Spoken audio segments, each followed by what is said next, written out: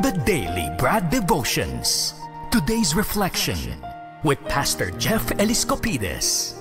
Since mainit ang ulo ni Brad Ted kanina, okay, ayusin natin ngayon yung part na to. Alam niyo po, may mga araw ba talaga na parang gusto na lang natin sumuko? Pag nakita mo yung mga nag-file ng COC, okay, parang ano ba talaga to? May pag-asa pa ba?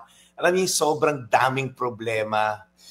Minsan dami rin nating personal na pinagdadaanan, parang wala nang natitirang energy sa atin. So paano ba tayo magpapatuloy na lumaban? Ano? Huwag kayong maging tamad, kundi magsipag daw po, sabi ni Apostol Pablo, sabi niya sa Book of Romans. Sabi niya, huwag kayong maging complacent, huwag kayong panghinaan ng loob.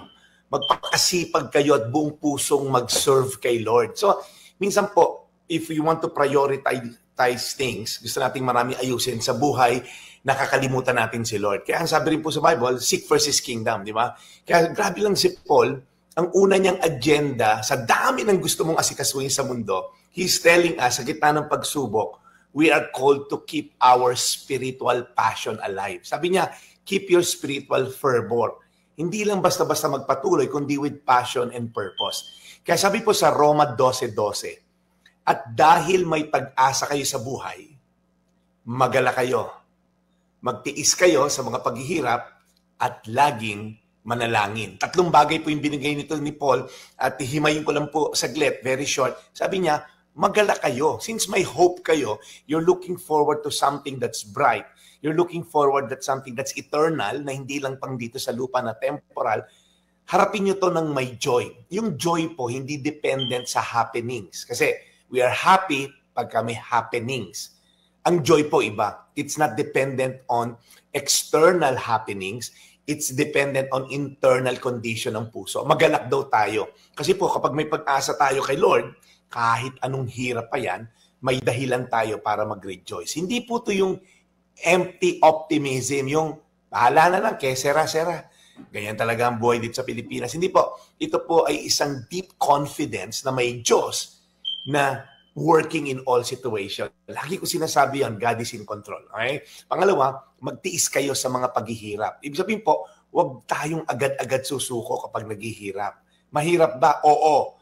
Pero kailangan ng patience, kailangan ng tiwala na si Lord kumikilos. Bakit, pastor, nakaposisyon lahat, ganito, ganyan? Bakit yung mga masasama nangingibabaw? Bakit yung mga illegal, yung mayaman? Easy ka lang. God is in control. Napakahigsi lang ng buhay dito sa lupa. Yung eternal, sagot ka na ni Lord. At pangatlo po, palaging manalangin. Yung dasal po kasi is happening on the spiritual realm. Pagka ginawan mo ng physical na solusyon, ikaw ang gumagawa, okay lang po yan. Pero bago yan, ayusin mo muna yung spiritual realm. And it happens through prayer. Kapag constant po tayo nagdadasal, we're staying connected to God's power, His wisdom, and His peace. Kaya mga kapatid, ano man pinagdaanan mo ngayon? Maybe you're feeling weary, tired, losing hope. Remember yung tatlo na yon. Magalak ka, be patient, and be prayerful. Amen? So ulitin ko lang po, Roma 12:12, at dahil may pag-asa kayo sa buhay, magalak kayo, magtiis kayo sa mga paghihirap, at laging manalangin sa Diyos.